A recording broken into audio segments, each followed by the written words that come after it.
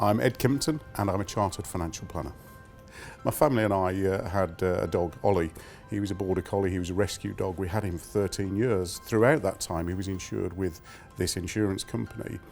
Unfortunately, Ollie developed a tumour on his throat, which necessitated quite a bit of treatment, and unfortunately that treatment wasn't going to be successful. So we had to have the dog euthanased, which was upsetting in itself. The final bill was almost £1,200. We made a claim to the insurance company and were surprised to receive a settlement of a little over £400, which was quite a shock. So aside from the emotional issues that we already had after losing a member of the family that we'd had around for 13 years, we also had an obvious financial deficit, if you like, which had been unexpected.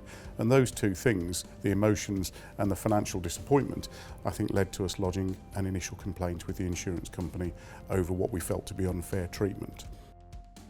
I didn't feel understood by the insurance company or indeed their arbiter when I took the complaint to them after it was rebutted by the insurer.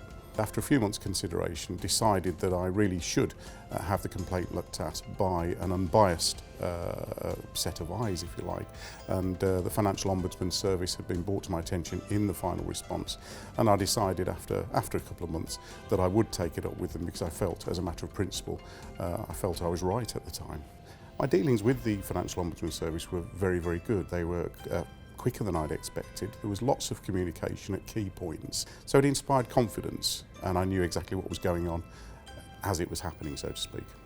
I'd expected it to be quite a formal process, limited to letter and email and that sort of thing, and was quite surprised, pleasantly so, that the adjudicator would, from time to time, contact me, clarify issues, make sure he'd understood something correctly. And I felt that he was very, very empathetic. He was trying to understand not just the black and white areas of the issue, but also the emotions that lay behind it. The final resolution was that the Financial Ombudsman couldn't uphold the complaint, but they did find fault with the insurance company's internal processes and the way that they'd handled the claim. I did have a telephone call from the adjudicator to let me know personally what his decision was going to be, and he was able therefore to prepare me, and in doing so I was able to prepare myself for the response. When I got his response, having read it through, I was immediately satisfied that he'd covered everything, that he'd captured all of the issues and that he'd fully addressed them.